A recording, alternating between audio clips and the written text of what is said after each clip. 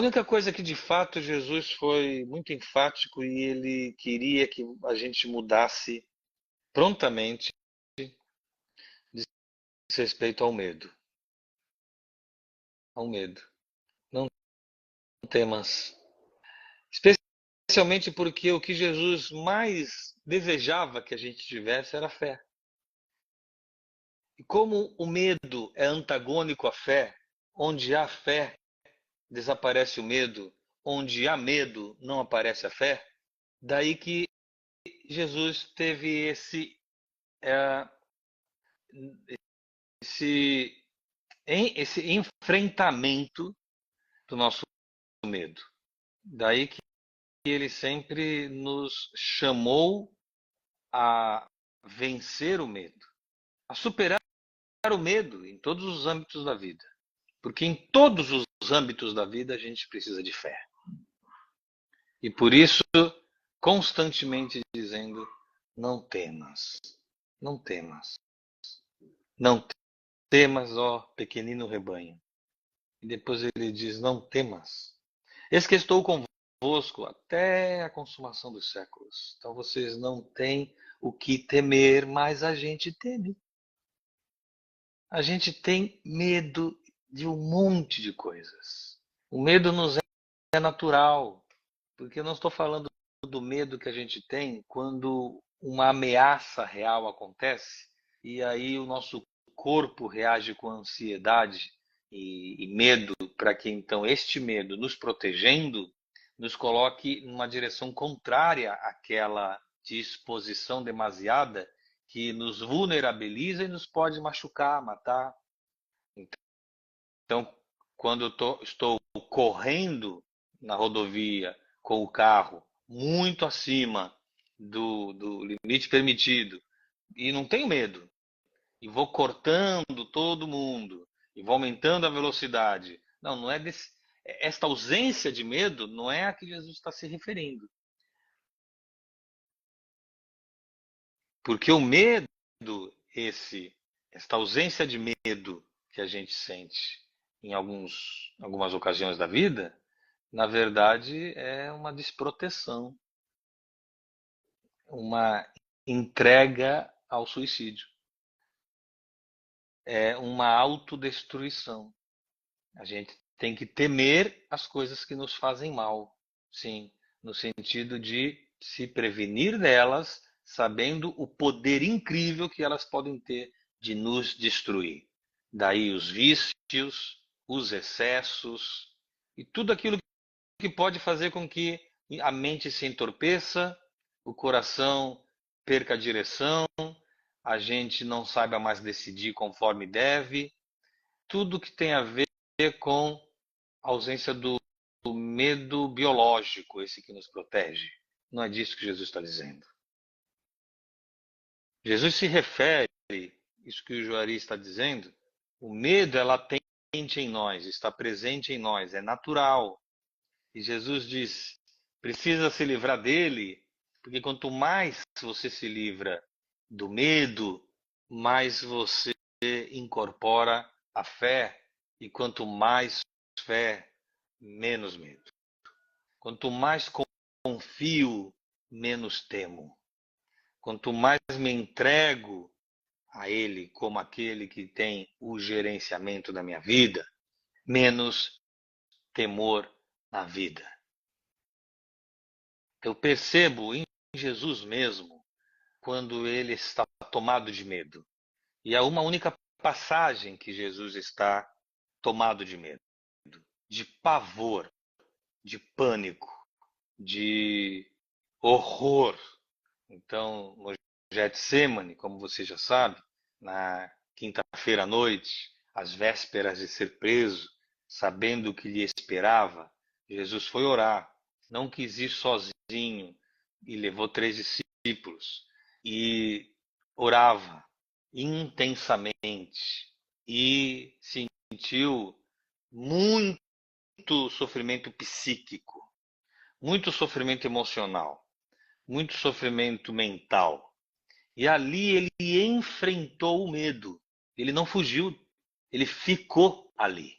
Quando medo chegou, ele poderia ter saído correndo dali e se abrigado aonde tem bastante gente. Ele poderia ter saído do meio daquela noite escura e ido para onde há luz. Ele poderia ter abandonado aquela oração de preparação para o que viria e buscado uma distração. Ele poderia ter ido assistir TV para fugir. Mas ao contrário disso, ali ele ficou até tudo passar. Foi ali que tudo passou. Porque ele foi até os limites do enfrentamento do medo. Você está me entendendo?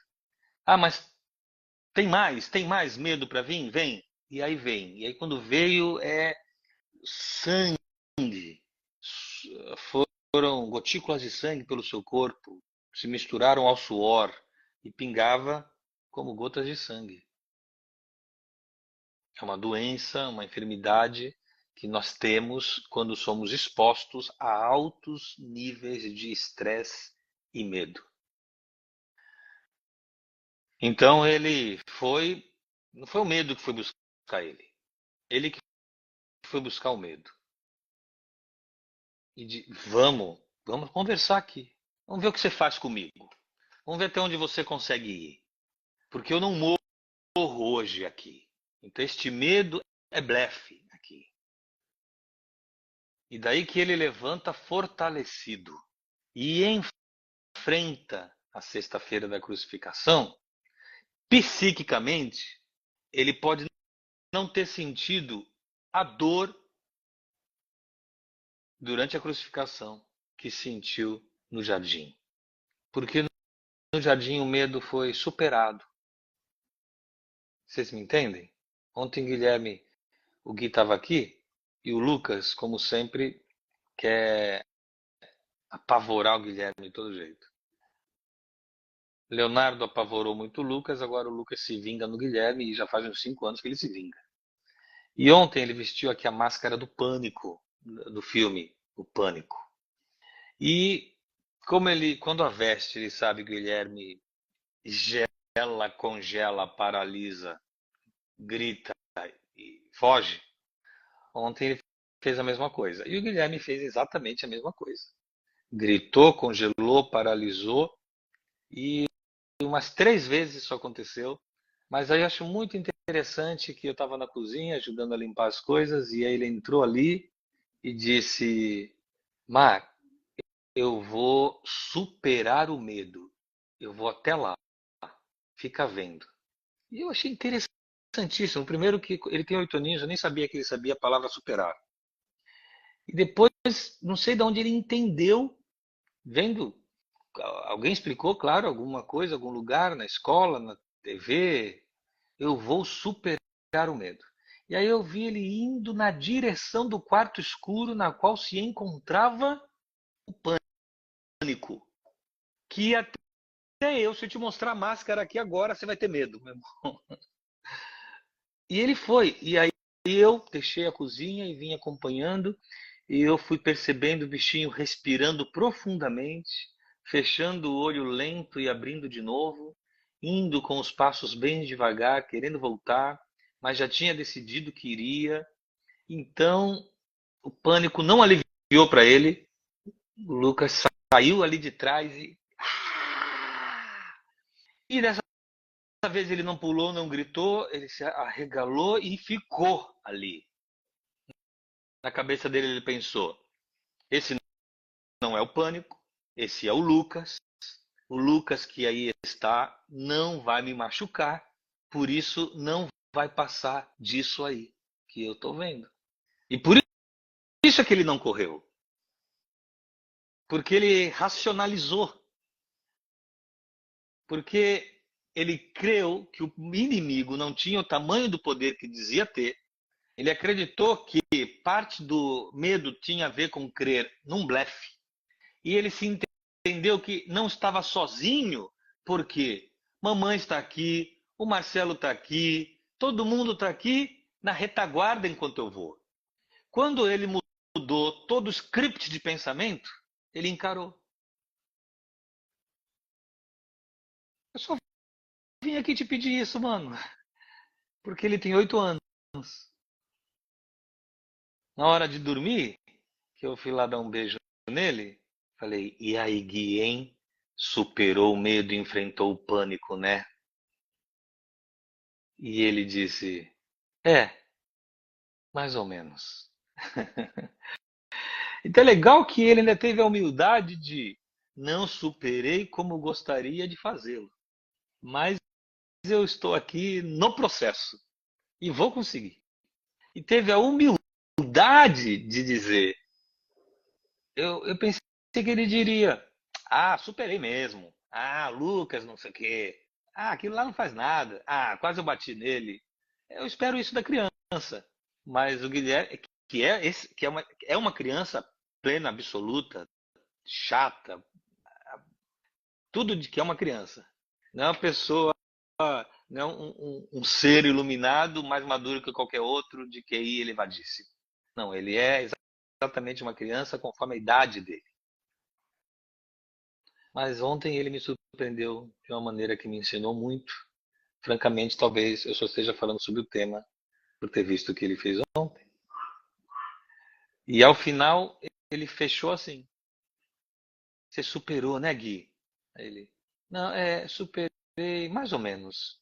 Porque ele queria não ter sentido nada na hora de enfrentar, mas um temor ainda existia. Entretanto, a grande vitória não é que o medo passe. A grande vitória é que eu o enfrente. O enfrentamento constante gerará a superação. A cura do medo está no enfrentamento garantido pelo amor de Deus, garantido pelo fato de que Deus está aqui e que eu estou nos seus braços e que então só pode acontecer comigo aquilo que tiver a ver com a vontade dele. E a vontade dele é boa, perfeita e agradável para mim. Eu vou dar conta. E se eu não der conta, ele dá conta por mim. Então vamos. Essa é a mentalidade do não temas. E conforme eu amo, conforme eu sei que eu sou amado, o apóstolo João disse: o perfeito amor de Deus instalado dentro de nós lança fora o medo.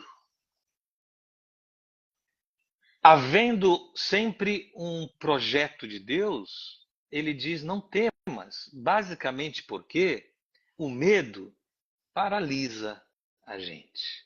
E a gente não vai. Aí a gente não faz. Aí a gente não é. Aí a gente não muda. Aí a gente não caminha. Porque o medo empaca o caminhar. Não tem nada bom neste medo. Diferente do medo, autoproteção, ansiedade que me põe em fuga do perigo. Esse medo do futuro, não tem nada bom no medo do futuro. Medo de perder, não tem nada bom no medo de perder. Medo das enfermidades do porvir, não tem nada bom. Medo de um diagnóstico, não tem nada bom no medo de um diagnóstico. Mas e se o diagnóstico vier? Então veja, meu irmão, então são dois problemas graves. O diagnóstico que vai vir e todo o medo que se antecipa a ele, às vezes, uma década antes. Uma década antes, você já vivendo o prenúncio do exame médico. Até que o exame médico chegue e você diz, eu sabia. Então agora você não perde só o tempo daqui para frente, você vai perder também todo esse antes, por falta de confiança naquele que conhece e sabe tudo da nossa vida. Vocês estão me entendendo? A gente tinha que começar um processo pessoal de não temer. Mas eu sempre temo. Não, então tudo bem. De enfrentar. Fica ali. ali, fica ali. Deixa vir, deixa vir. O que é? O que é isso? Deixa vir. Admite. Guilherme falou ontem. Superei mais ou menos. Admite. Deixa vir. A mentira aumenta o medo. O mentir para si mesmo aumenta o medo. O medo de que não seja conforme eu planejei. O medo de que eu não consiga conforme intentei. Eu estou preocupadíssimo com um curso aí que já fechei esse curso com muita facilidade anos passados, um curso latino-americano grande, e ele empacou na quantidade de estudantes. Aí esses estudantes querem vir para o Brasil e eu não deixo porque não formou ainda, não fechou a turma. Não fechou a turma. E aí a gente fica trabalhando. Alguns aqui me veem na internet, é tudo trabalhando para fechar essa turma. Porque senão, se eu não fecho, se prejudicam esses já inscritos. E é lamentável que eles não possam vir estudar, porque não está ainda completa o grupo. Então, preste atenção. Teve uma hora que isso começou a me angustiar de um modo que eu tive que parar e pensar, não, peraí. O que de pior me pode acontecer nessa situação? Pior. Pior é eu ter que dizer para os outros, para esses 9 inscritos, que eles não vão poder cursar no Brasil. E aí eles me terão como um fracassado mal sucedido. E a minha universidade comigo. E que mais? E, e é isso. É ruim. É ruim, mas não é mais nada. E aí eu pensei, pô, mas eu vou tentar. Porque eu vou tentar, eu sempre tento. Mas, do contrário, peraí. A vida continua. Eu só não vou me paralisar na incerteza, na insegurança e no medo.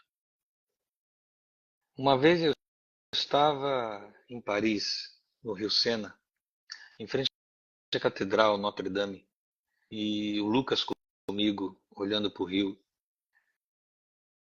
E eu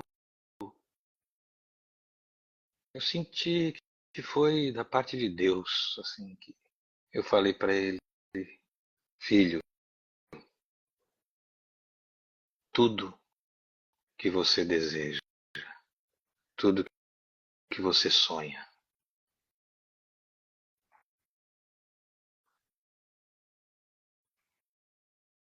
está ali, do outro lado do medo.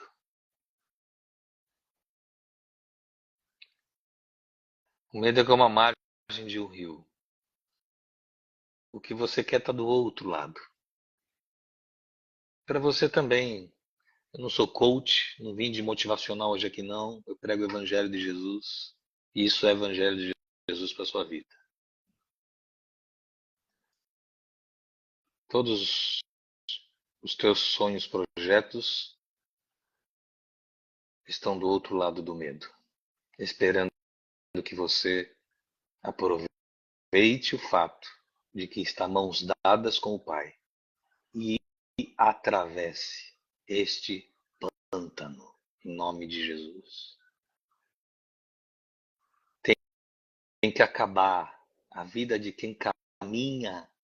Esse é o caminho, não é? Esse aqui não é o caminho. Então o caminho caminha e o medo paralisa. Então esse é o caminho. Então tem que acabar. Não temas. Tem que acabar o medo de enfermar. Tem que acabar. Tem que acabar o medo de perder um filho. Tem que acabar o medo de perder o pai. Tem que acabar o medo de perder a mãe. Eventualmente nós vamos ter esses pensamentos. Vamos ter esses pensamentos. Se esses pensamentos encherem o teu corpo de um suor horrível e aquela agonia, fique aí. Não fuja. Fala, Deus, fica aqui comigo, porque eu vou enfrentar esse pensamento nocivo aqui. Você vai ver que você vai imaginar sua mãe morrendo, seu pai, uma tragédia, um inferno, e aquilo ali vai passar. Vai passar. Mas aborte o medo, não temas, crê somente. Foi o que ele falou. Eu, meus irmãos, estou dizendo isso porque uma vez eu escrevi, eu sou filho do medo. Eu sou filho da casa das panelas voadoras, das facas empunhadas, das pauladas nas costas do meu pai e dos empurrões dele na minha mãe, que antes, uma vez, já foram soco na cara, mas ela estava grávida, desmaiou, ele quase morreu de susto e prometeu pela vida da mãe dele que não mais a tocaria. Ele cumpriu a promessa física, mas verbalmente agredia de modo incrível. Eu sou filho da gritaria. Eu sou filho da apreensão.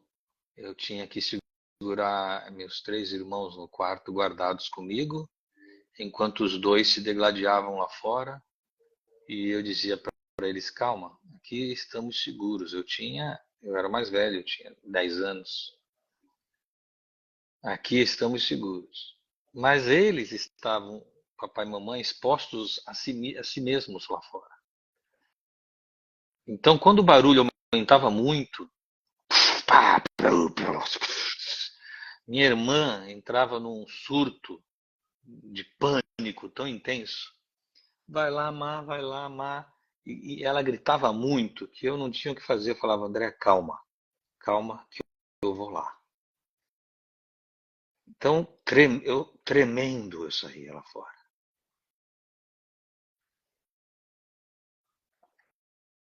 Uma vez eu saí, tranquei meus irmãos no quarto, porque eu não queria que meus pais entrassem ali. E aí eles gritando, eu fui empurrando meu pai, empurrando. Eu era pequeno, eu estou dizendo que eu era pequeno porque eu lembro que meu rosto via o espaço que tem ali entre o peito dele, o externo, e o umbigo, cabeludo ali, empurrava por ali a barriga. Vai, pai, sai daqui, sai daqui. E eu empurrei. E eu estou pensando que eu estou conseguindo empurrar, mas na verdade é ele que está constrangido, deixando-se conduzir para onde eu estou levando. Eu estou levando ele lá para o quarto dos fundos. Eu vou trancar ele lá. Ele não sabe que isso vai acontecer. Então ele vai deixando, eu estou tomado e vou. É medo e valentia ao mesmo tempo. Eu vou, e aí ele entrou no quarto. O que é isso, filho? O que você está fazendo? Fica aí. E eu fechei a porta e tranquei. Voltei para a sala, mandei minha mãe para o quarto dela e tranquei.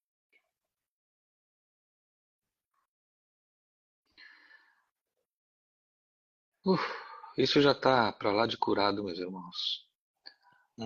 Mas é, a lembrança me faz ficar enternurado com o cuidado de Deus pela minha vida. Você não sabe o nível de milagre que eu sou.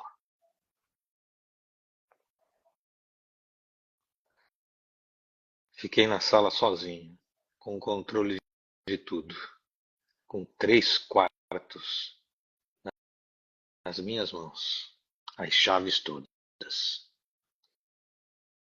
Tive uns instantes de paz. Libertei meus irmãos, abri a porta do quarto da minha mãe, falei para ela: mãe, fica aí, eu vou lá resolver o pai. E aí eu fui. Para uma criança, é como você encarar um leão enjaulado. É um galego muito bravo. Então pai, aí ele: oh, meu filho. meu filho, o que você está fazendo? Abre essa porta, filho. E ele falou com uma voz tão terna que eu comecei a chorar. Falei, pai, mas eu não posso abrir, eu não posso abrir, porque se eu abrir você vai lá e você vai brigar, e se você brigar eu vou ter que de novo proteger meus irmãos, e aí a Andréia vai surtar. Eu não posso abrir, pai. Você vai ter que ficar aí. Aí ele, Marcelo, abre a porta. Abre a porta. E eu, medo, era um medo feito de gente.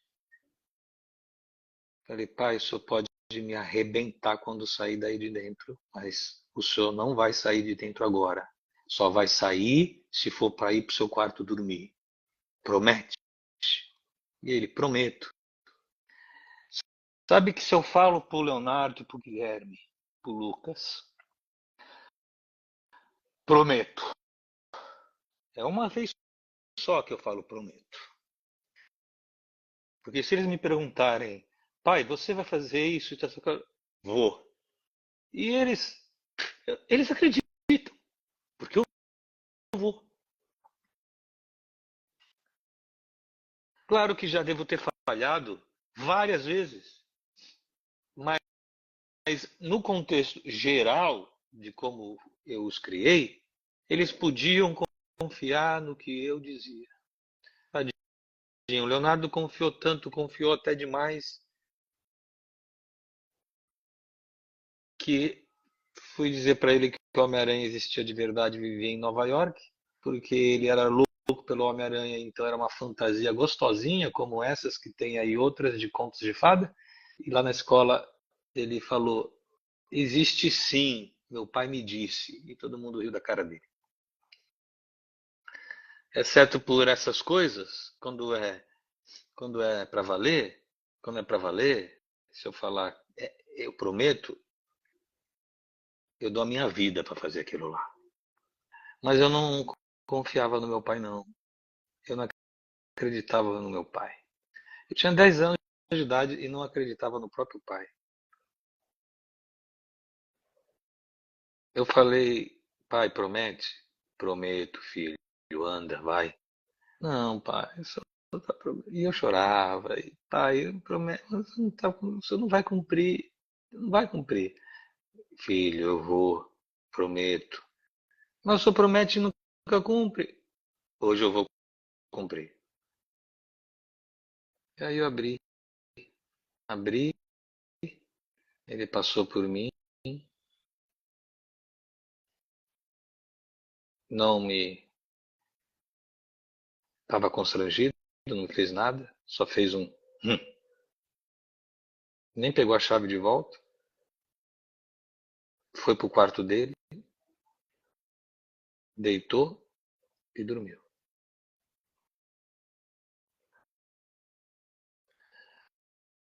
Eu estava dizendo que eu sou filho do medo, até que o evangelho chegou na minha vida, meus irmãos. Me tornei o filho da confiança. É você, filho da confiança. Mas sinto medo, não importa. Vai superando, vai enfrentando, vai enfrentando. Enfrenta esses pensamentos aí fóbicos, angustiantes. Tudo que é angústia, não fuja, enfrente. Angústia, qual é o teu nome? Angústia, o que você quer?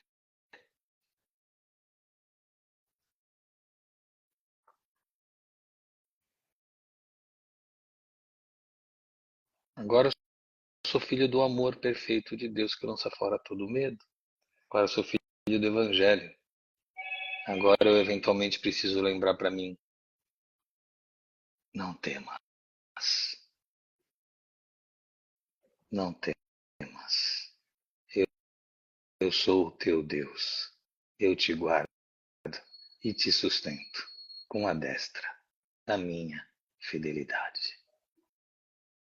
Não temas, não temas. Crê somente. Não temas. Amém? Não temas. Não temas. Vamos ver se nossas preocupações começam a parar de comer nosso corpo. Vamos ver se elas começam a poupar nosso estômago. Vamos ver se elas começam a evitar essas diarreias. Vamos ver se elas começam a diminuir essas enxaquecas. Vamos ver se elas começam a fazer esses nossos corações pararem de fibrilar. Não temas.